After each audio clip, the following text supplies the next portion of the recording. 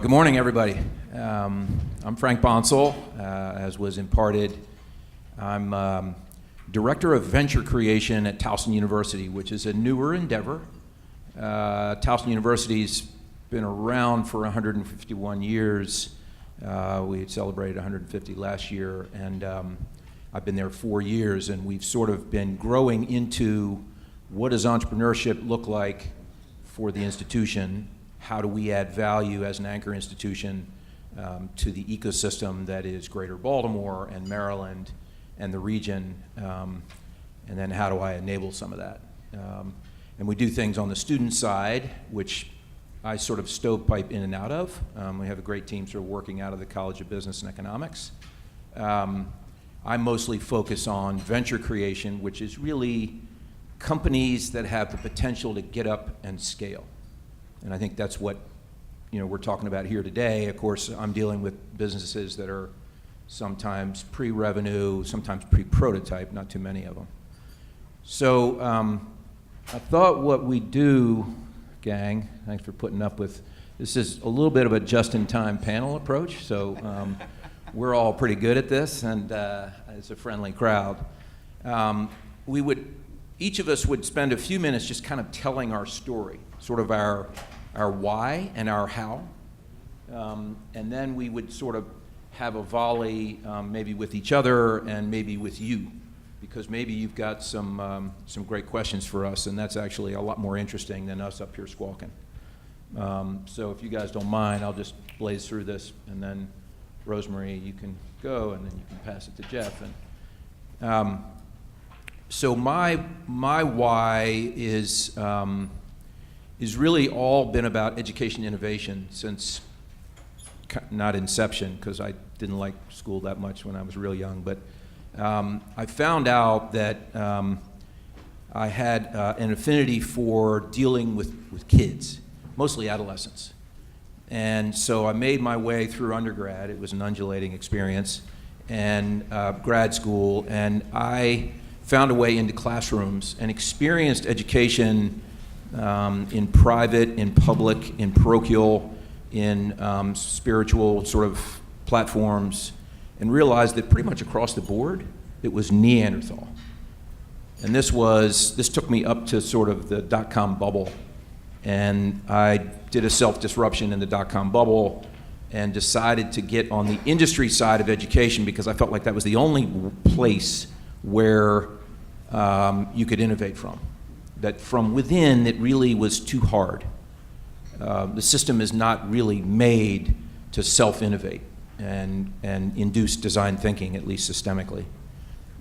So I did that, and I grew up in the household of a venture capitalist, so that made it slightly easier, although it isn't turnkey from being, I'm basically a wayward fifth grade teacher to a venture capitalist. It took a little doing, and $20 million invested later, and about between 28 and 30 companies, and about 3x returns. I proved to myself that, okay, you can make money investing in education. It isn't easy, but you can do it.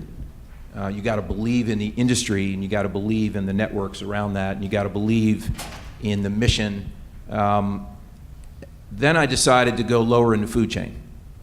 So I was doing sort of national venture, Series A, Series B investing in venture, and that was there, and there were a lot of good people doing that, and so maybe I'm from Baltimore, and maybe I could do some good things in Greater Baltimore and in Maryland, so found a role at Towson University, and we've been growing an incubator, and we support currently 37 companies, 80% of which are serving education in some way, shape, or form.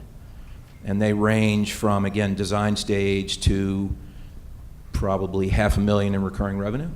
Most of them are education SaaS companies that are adding lots of value in capital efficient, scalable ways. That's the way I sort of come at education. Not try to take it over, not try to disrupt it, try to add value and build a business that is accretive both socially and financially. So here we are today, and that's my story. And ROSEMARIE, if you would take it. Yeah, so my why would be I want to make an impact on the world. I've been, as a child, my mother would always say, use your talents to the maximum capability you can.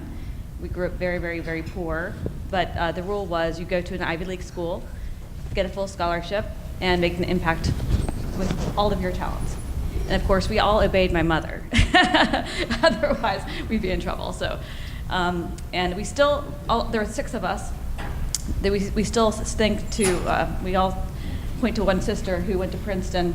I went to Smith, and she got $200 from my mom. She's the only one who got the $200. So in my 3rd chapter of my life right now, I guess, started out at Goldman Sachs in investment banking. They told me no 153 times because you had to have an MBA before you could go to Goldman Sachs as an analyst. And so I thought, man, no, again?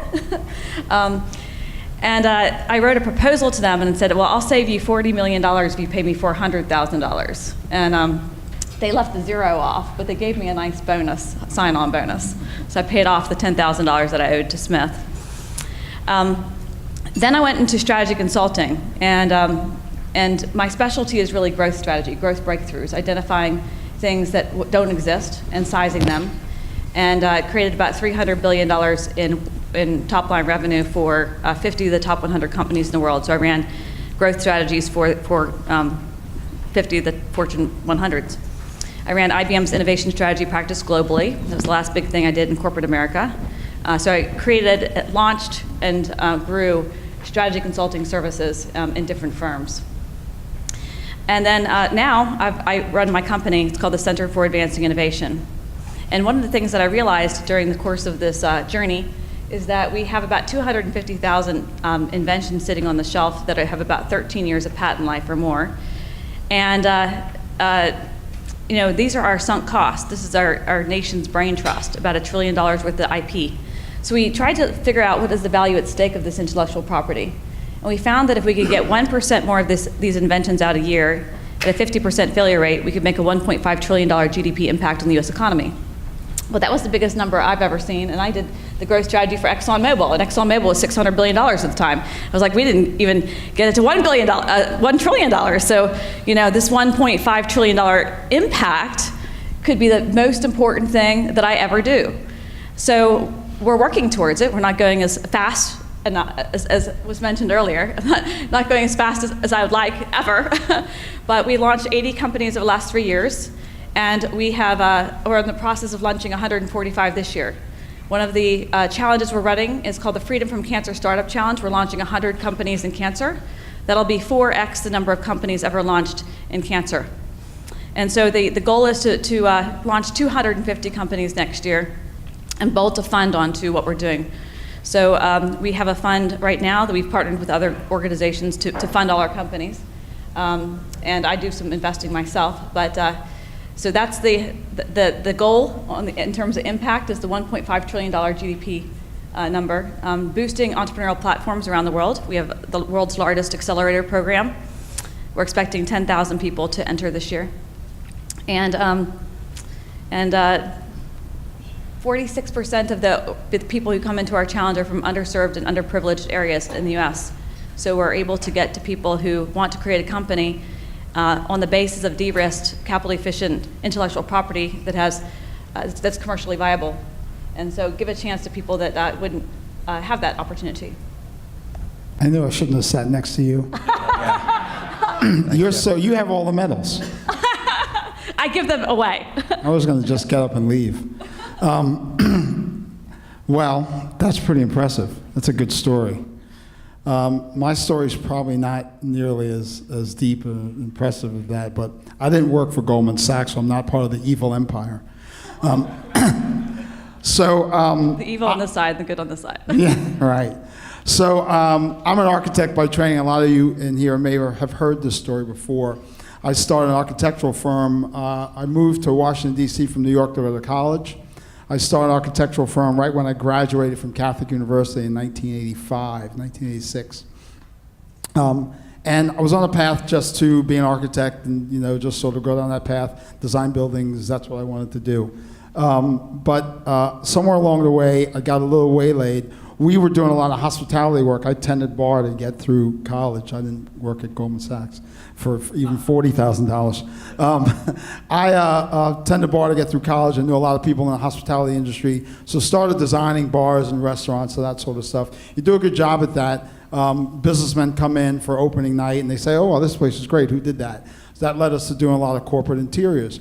And in the late 80s, early 90s, in the corporate world, we started to get questions from our clients, or office clients, saying, hey, how is this new thing, this PC thing, going to change the way that we work? And we scratch our heads and said, how the hell are we supposed to know? We're architects. But we kept getting the question over and over again. So the torque steer of that question sort of led us to start to investigate what was going on. And as we started to look at what was happening, we talked about ARPANET earlier on, we found that our clients were asking us the wrong questions. They were asking us about light and heat and power and air, those sorts of things. To them, a PC was just a mainframe, only smaller. So they were asking those questions about how do we manage this thing? And the questions they should have been asking were things like, we're ever going to need an office again? And if so, why? Because we saw what was coming down the pipe in terms of communications technologies. So we said, well, this is going to have a huge impact on the way we do our business. So we started to investigate that. Same time, an old company that's no longer here anymore, Anderson Consulting, hired 100 architects in their New York office. A friend of mine called me and said, what do you know about that? I said, not much, but we started to investigate that. There was a beginning of the sort of design thinking trend. They were thinking that these designers had a way of thinking about problems that could solve lots of different things, not just aesthetic problems. So all of that was coming together, and then one day I woke up and I looked in the mirror and I saw Jeff Cherry, not Frank Gehry. Said, so no one's coming to me to buy a piece of artwork just because of my name, so I got to figure out how to compete. So once Winston Churchill said, first we create our buildings, then they create us, he didn't know how true that was. He was talking about the House of Commons after the Blitzkrieg.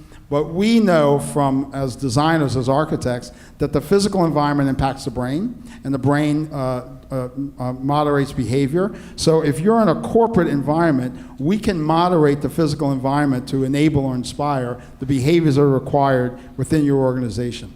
So we started thinking about how do we use these three trends we saw, this ability that we had, this move towards design thinking, this idea about what was going to happen with technology to create a different type of business. We created a management consulting company.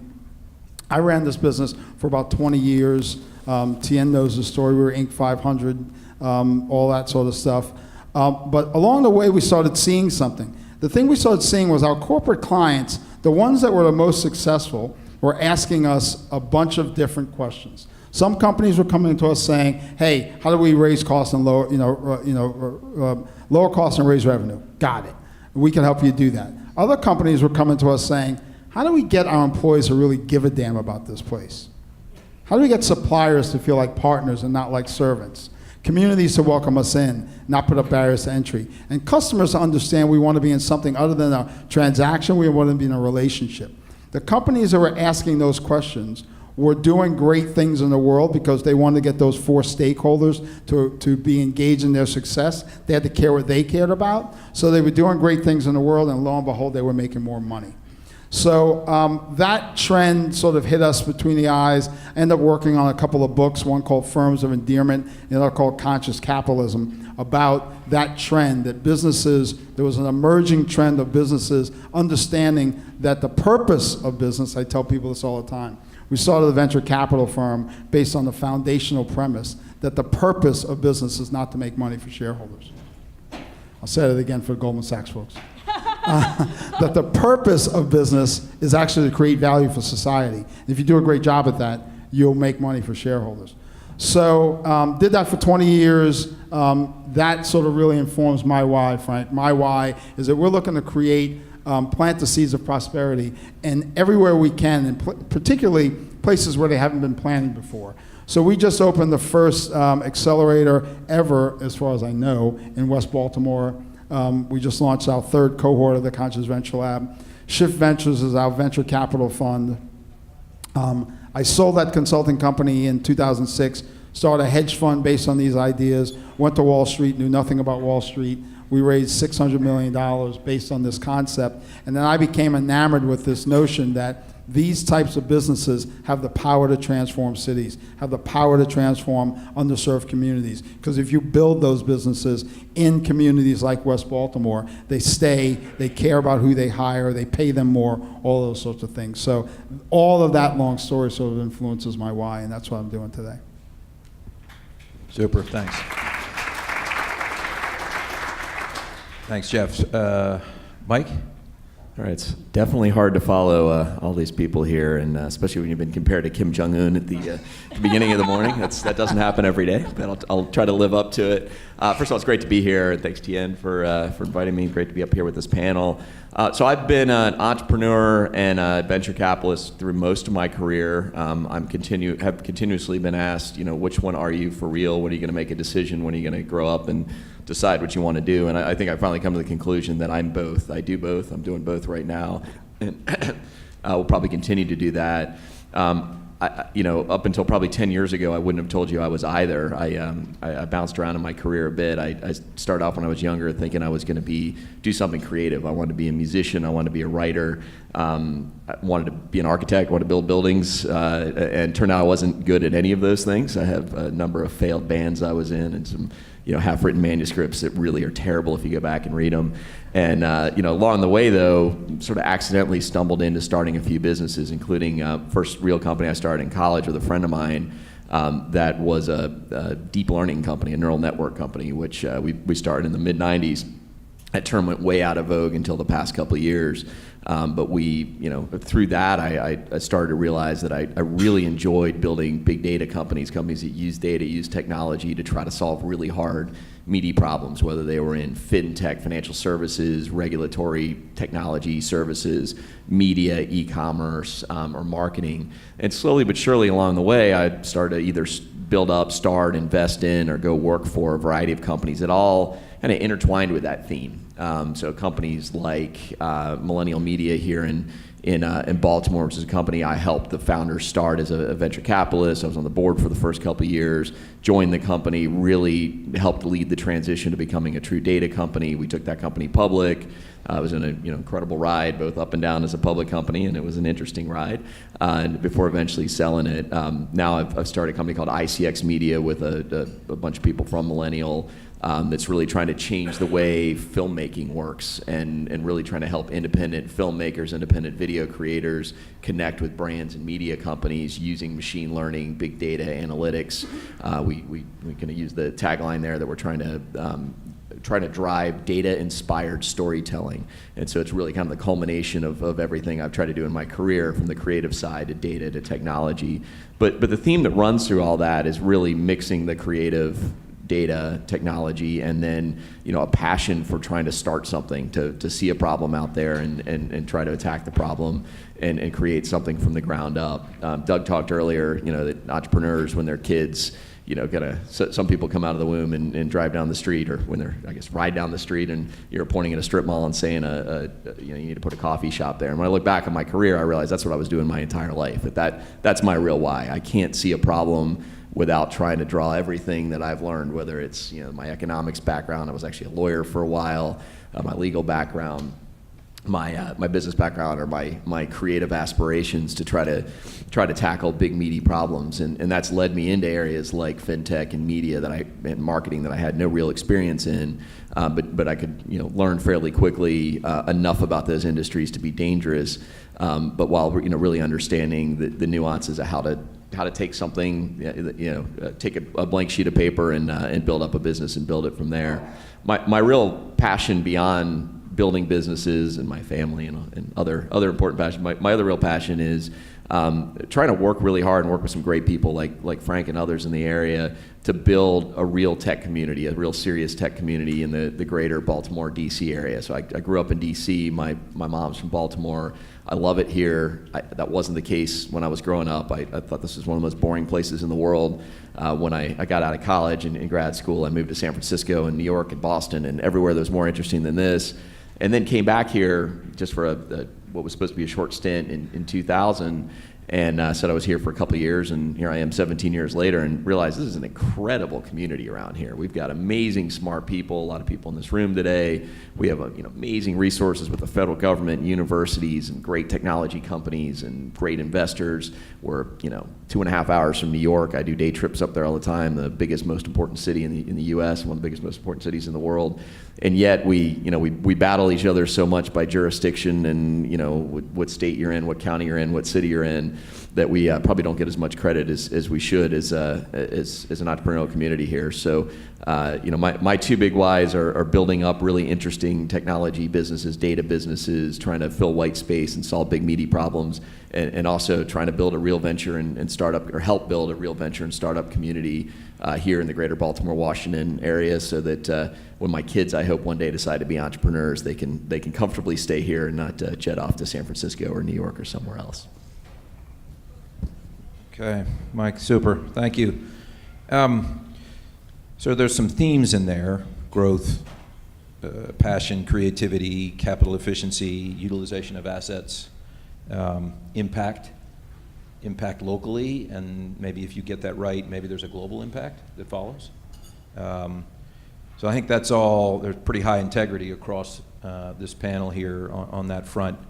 I wonder if you could describe, for us, an anecdote around a hurdle that you had, call it in the last 15, 20 years. Just pick something out of the air where, and you don't all have to answer it because we can go elsewhere, but think about a hurdle that you encountered, that you fought through, pedaled through, however you got through it, and what it was like on the other side, either immediately or long-term thereafter. Anybody want that one?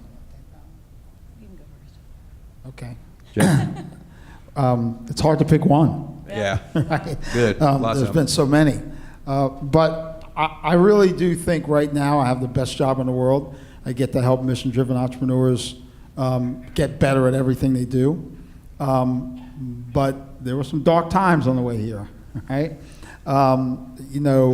When I went back to New York and we started the hedge fund, we started the fund, first of all, we started doing research in 2006. We launched the fund in 2008. I don't know if anyone remembers what was happening in 2008. Yeah, right. You couldn't have picked it. We had to have a hot tub time machine to find the worst time to launch a fund. Now, that was tough. It was tough raising money, but the model worked. So we made it to the other side. But there were some dark days on it in there. We had a bunch of guys that are very good friends of mine that put up the equity to get the thing started. Well, those guys had pledged $2 million. They'd put up $1 million, which we quickly burned through. And then, right when we had the next capital call, it was 2008. They were all in the real estate business down in Delaware. One had carried one property for $500,000 a month for a straight year. So he's like, yeah, I got no money for you. So all of us were in that boat. So that was one thing. There's a lot of people struggling through it at the same time, which I think helped us. But, just having built up a lot of connections, I actually sent a text message to a very good friend of mine and said, we're on the verge of going out of business, but I know we're on to something. And he sent me a $150,000 check without any paperwork. So part of what helped us get through that is relationships like that have brought us here today. My relationship with TN, we've been through a lot of stuff and he's helped me through. So I think that the most important thing I learned from that was, don't burn any bridges, maintain those relationships, live with integrity, do what you say you're going to do, and you'll find ways to make it through those dark times. That's super. Anybody want to piggyback, or you want something else? I mean, you could give so many, hurdles and dark time stories, most of which involve raising money and it being a lot harder than you think. I'll give one recent. So I've probably raised in my career multiple hundreds of millions of dollars, probably $300-400 million across multiple companies, invested, probably about the same amount over multiple companies. And I, felt like I'm pretty good at this. And so I started ICX Media, and I had a little bit easier time than any of the past companies in getting it off the ground. I had some great great angel investors who believed in me and believed in the vision, and still had a lot of people that said they'd write a check no matter what, and then when I showed up, they suddenly had a hard time finding their checkbook. So it still wasn't easy, but it was a relatively easy process for the seed. But we just raised a Series A round this year, and I thought this was going to be easier than what I've done in the past. I'm still going to go get some no's. I'm going to have to work on the pitch, and I went out and I got a lot of no's from VCs I knew well that said, I'd back almost anything you do. You made a lot of money for people in the past, but not this, so good luck. And refined the pitch a little bit, and then went out, and things were going well, and got a couple term sheets and signed a great fund that ended up leading our round, but thought it was going to went fairly smoothly.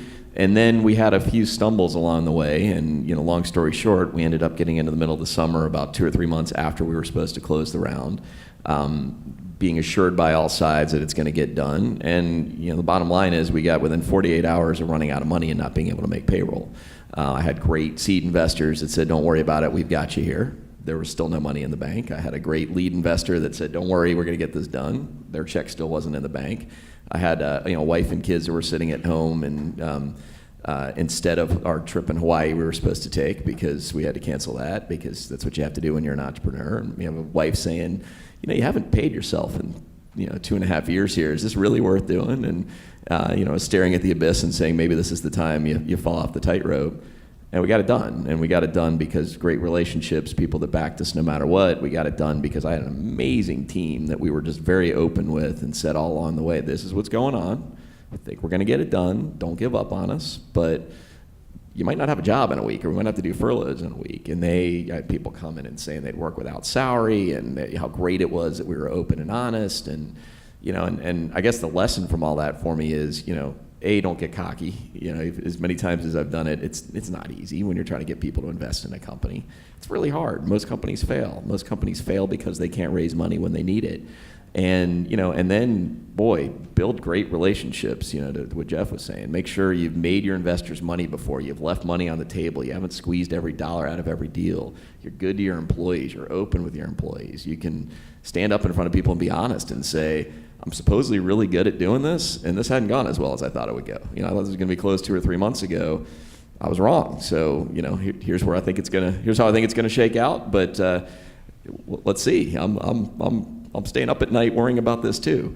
And I think that's all you can do is be humble and be serious and treat people well, and take the lumps when they come, and understand that no matter what successes you've had in the past, it's still going to be hard. What we've chosen to do is about as hard as it gets.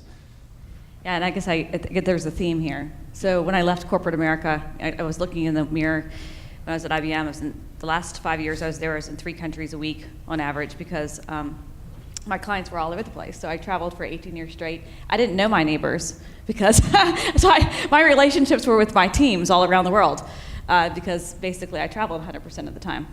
So I was like, I'm going to start a company, because these wrinkles, these are just going to there's going to be more getting there. And for the first 2 years, I didn't pay myself. Being an entrepreneur is very, very difficult. But I persevered, and I wanted to create a brand new model, a model that didn't exist, that could make an impact. And I knew that the opportunity was there. All of these inventions that we have sitting there on the shelf that we have the next cure for cancer sitting there.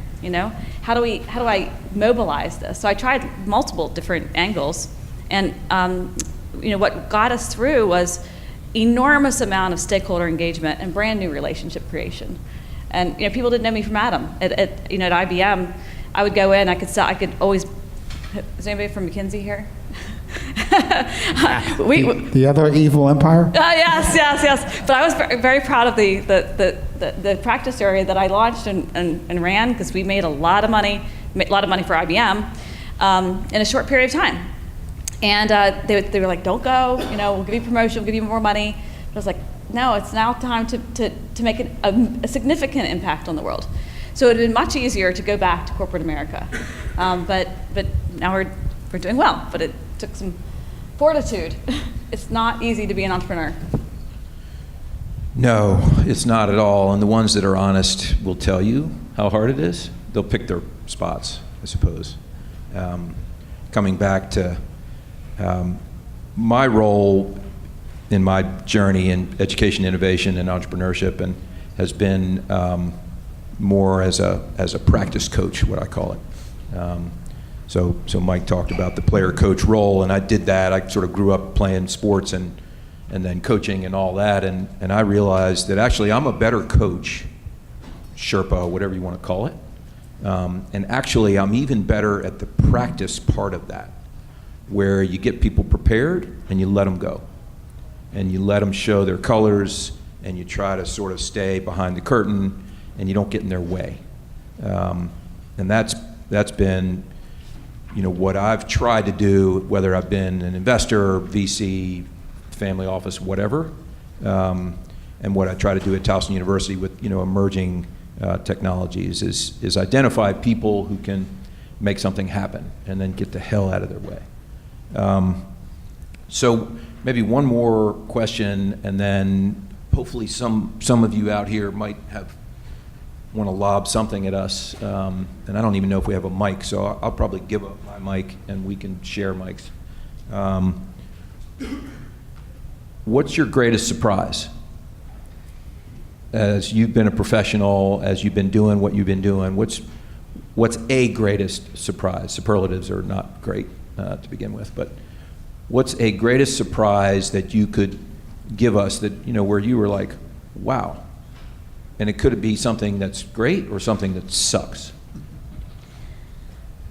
So my greatest surprise is the amazing things that people will do for you. I mean, somebody that you don't even know really well lays out their network for you. There's a venture capitalist in Seattle, Eric Benson from Voyager Capital. I met with him and I told him about what I wanted to do.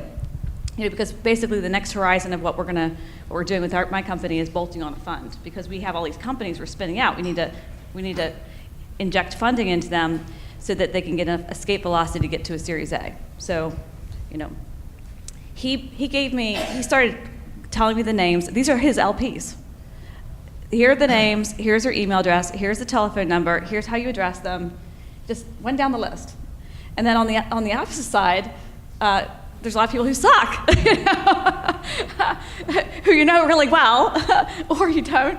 And I witnessed something. I tried to help, but this person got attacked, and everybody around them was videotaping it instead of helping them. So I tried to help, but I didn't have all my martial arts training at the time, so I wasn't as effective as I could have been. But it's amazing how some people will just watch others get attacked and not help. I think those are the two major things that I would be surprised about. Those are absolutely right. I think everybody's had that surprise that's done this. It's shocking. I'll go for a very specific surprise, a moment that was a surprise, a huge surprise for me, and that was standing on the up on the stage or the balcony at the New York Stock Exchange, ringing the bell when Millennial Media went public, and that was a surprise for a couple different reasons, both good and bad. One was I never in a million years expected to be a public company CFO, and that was an amazing moment, an amazing accomplishment, and a somewhat disastrous moment in my own mind too, where I went, oh my God, what did I just sign? What just happened? What do I do now? This is oh my God. And we had always expected to sell the company along the way, and we had offered our engagement to buy the company right up until before the IPO. And I think honestly we were working really hard, and we figured Facebook or Amazon or Microsoft's going to buy this, and we went along, and each of them either offered a much lower number than we expected or dropped out of the process. And all of a sudden, wow, we're public, and what do we do now? But it was also a really interesting moment, and it's just as a quick kind of personal story. One of the key, important people in my life and becoming an entrepreneur is my grandfather. Was a Italian immigrant, poor Italian immigrant, came to the United States during the Great Depression, lived, doing horrible jobs to kind of stay alive through that. Eventually joined the military in World War II, and after that, fought against his home country, and then after that, started up a little construction business, and eventually was a successful entrepreneur. And I learned an amazing amount from him, and always looked up to him. When I was a kid, he had taken me up to New York, and we went out to the balcony of the New York Stock Exchange. And he had said to me, I was probably 8 years old, I think one day you're going to have a company that's going to go public here. I think, this is America, you can do this. And I had completely forgotten about that for, years. And when I was on the train going up to New York, getting ready for the roadshow, for the IPO roadshow, I was talking to my father, and he reminded me of that. And that moment of sitting there and, ringing the bell, and your family and friends are there, and going, this is incredible. Like, it's not just it's a business accomplishment. Oh my God, I don't know what I'm doing. Our stock price is going to go all over the place, and I'm going to get sued and all kinds of great things, which all happen. But also just to sit there and go, wow, this is a moment that just ties together so much in my life. And not everybody's going to have that experience or sell a company or whatever, but there are those moments where you can look back 20 or 30 years in your life and say, God, there were so many steps along the way that got me here. This is what I was supposed to do, even if, as recently as 2 or 3 days ago, I didn't think this was going to happen. I was kind of fearing it to happen. Clearly, this was something that's supposed to happen in my life. And I think it's a great part of being an entrepreneur is you get you have lots of lows, lots of tough times, but you do get those amazing moments where everything just comes together and you go, this was supposed to happen. This is incredible. I'm going to go quick, but I'm surprised by Baltimore. Every day. Some of it's good and some of it's horrible. Let me start with the horrible, or it's not horrible, it's just bad for me. The Able Foundation had a report done on the benefit of generating more B Corps and mission-driven organizations in your city, the tax benefit, the overall benefits. Everyone in the city talks about income inequality and general inequality. We talk about, the sort of inequality gap. We talk about needing to move innovation into all parts of the city. Now, I'm not the smartest guy on the block, but I got a halfway decent pedigree. I've run a big fund. We've had some pretty good successes. And in Baltimore, we were opening in West Baltimore. Baltimore is a predominantly African-American city, and I've been shocked by the lack of businessmen from that community who step forward. I'm not from here, so I guess I'm allowed to say that. I'm a New Yorker, so I'm shocked by that. At the same time, we have of all the sort of usual suspects in Baltimore, right? The only one who stepped forward is Kevin Plank, right, to invest with us. At the same time, I'm really surprised every day by the way this community knits together, right? I, again, not being from here, didn't know it was going to be competitive, collaborative, or something in between. It's amazing that how much time we all spend together and how much we all have each other's back and try to make sure that all of the players in the innovation ecosystem here are trying to, or getting better. So I was surprised by both of those things. One, delightful, and one a little less so. Okay, Jeff, thank you. So I concur about Baltimore and about ecosystems. There's a whole separate panel and studies and everything else on ecosystems and the evolution of entrepreneurship within ecosystems and why some catalyze themselves and why some sort of are slow to develop. I think we got a good shot here in the Baltimore DC corridor. There's a lot of really good bones, and we've had our ups and downs. And as long as we remember the ups and we, shoot for the light, I think we'll probably be okay. I certainly bet on it.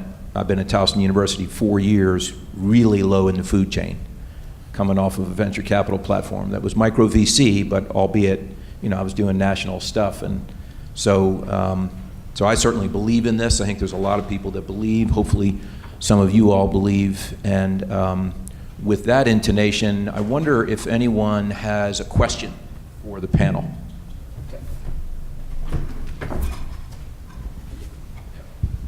Hi, my name is Elliot Roth. I run a company called Spira, and we create protein production systems using algae. This is more of a question on the basis of social impact. So I'm a member of the Halcyon Incubator, which is a social impact incubator. So particularly to Jeff, because you focus on a lot of social impact businesses, what was your hardest no to say to a social impact business, and why was it hard? Well, That's a good question. The hardest no. I'm not sure I've had any hard no's that I regret, put it that way. I've had more, bigger regrets from people who said no to me, right? Where we've wanted to do a deal and they were so, so incredible that they had too many offers. So I understand the question. I think that, social entrepreneurs,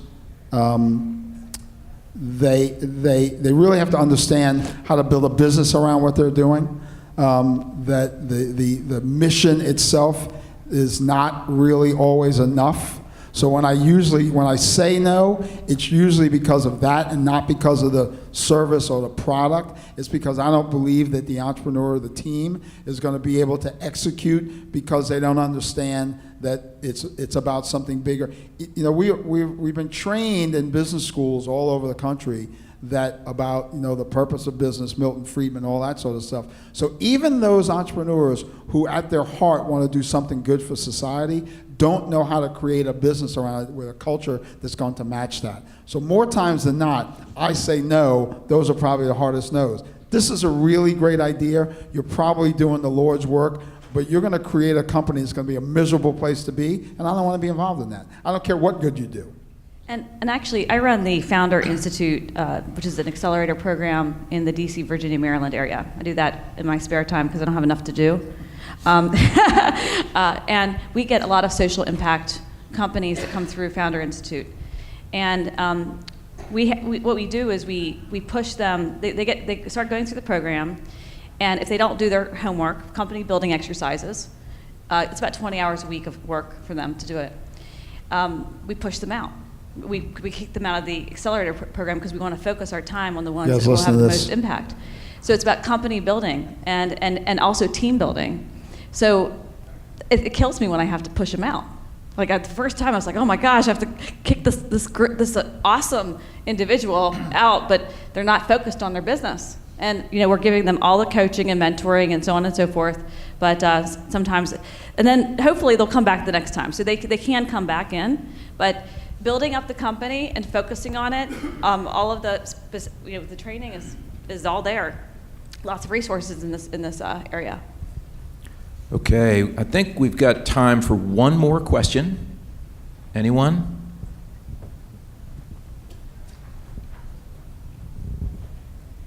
Good morning, I'm Misty Burmeister. I run a coaching and speaking business, teaching leaders how to give candid, compassionate feedback that's guaranteed to provoke greatness. And what I love the most about this panel is all three of you are focused on that very thing. My question for you is, how do you handle yourself when the stress is so high and you have so many people counting on you? I'm sorry that I'm forgetting your name right now. Mike. Thanks, Mike.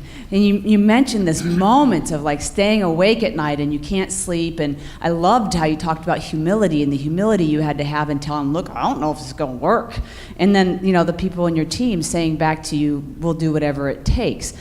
How do you do that? How do you handle those moments? What do you do for yourself so that you don't croak? I'm just saying. It's a good question. Yes. I was going to say scotch. And She said tequila, and I said red wine. So wine. Anything scotch, else? Yeah, anything else?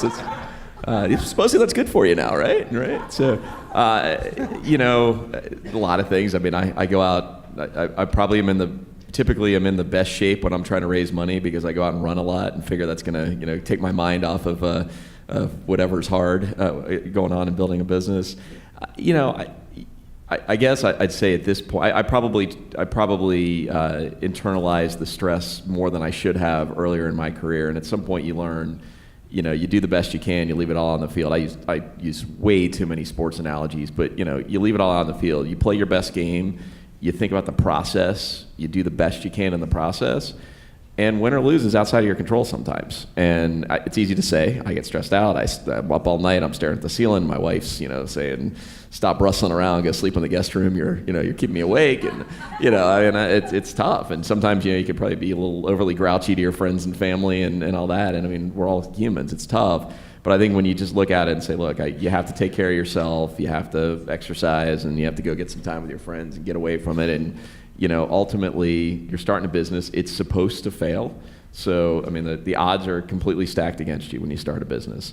And if you just, at some point, say, I'm going to put the most I possibly can, leave it all on the field, do everything I possibly can do, and at some point, the chips are going to fall where they will. If it doesn't work, I'll hold my head high, I'll feel beaten up, and I'll go and do the next thing. And I have confidence I can go do another one. And, you know, I also talked to a lot of people, and we heard, you know, Doug earlier talking about all his failures along the way before big successes. You just talk to other entrepreneurs, and all of them, spend 5 minutes with them, and they're going to want to tell you not about their big successes. They're going to tell you about everything that didn't work along the way that got them to where they are now. So, you know, at some point in the moment, you say, okay, this is the story I'll tell someday when we have the great success of this made me a better person, and you know, made me a better entrepreneur, made me a better leader. You know, and it still stings when things aren't going well. But, you know, I think if you can step back and look at it in a bigger picture like that, it's a lot easier. I think it's a lot harder for young entrepreneurs. When you're going through it for the first time, you just feel like, if this doesn't work, this is my shot. And, you know, one piece of advice I'd give is there are a lot of shots along the way. Just do the best you can and hope you get lucky. Yeah. So first of all, I love my job. I love what I do, and I hang around. A lot of really good people surround me. I hang around with a guy whose nickname is Captain Happy in the back there. So when you have people like that around you with nickname Captain Happy, you're going to sort of moderate your behavior. But my business partner, Joe McClinsky, said something to me the other day. He said, he heard a quote, "Don't let the good news go to your head, don't let the bad news go to your heart." Yeah. Yeah, so I work out a lot too. And I drink tequila. but God bless my team. My gosh, when the shit hits the fan, I get them all together and we brainstorm for a long time to figure out what we have to do. But also, in addition, you know, we've launched these 80 companies, and you know, every single day I wake up and there's this little, I feel like I can pinch myself every day because there's some good news from them. They raised a little money, they won a competition. You know, these little tiny things. I don't have any children, so these are like little special nuggets of pixie dust or something that constantly shower me with good news every day. So I think it's very important also to look at the silver lining and what you have already created. You know, one more thing. I'll give you one tool. It's very, very quick, because this happens to us all the time. When, you know, everything seems overwhelming. You're looking at this problem, you're like, how are we going to accomplish all of that? There's too much to do. We don't have the resources. We don't have the people. We're not going to get it done. That's when you start to panic, right? One technique that I've used, and a lot of people have told me that's helped them out: stop everything, take a few seconds, do the next thing. It's great advice. Whatever that next thing is. If the next thing is, I got to send Frank an email. Just do that. Don't try to solve the whole problem, because you can't. But you know you got to get in touch with Frank, so stop, take a minute, break it down, do the next thing. I got to call Charlie. Charlie Thomas, the smartest guy in the room. Do the next thing, right? And then after you finish with that, do the next thing. And then do the next thing. Next thing you know, you got 30 things done. You're like, nah, that's not so bad.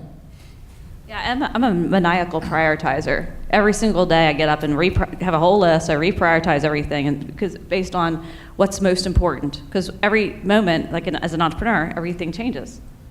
What was most important yesterday is not what's most important right now. You guys are awesome.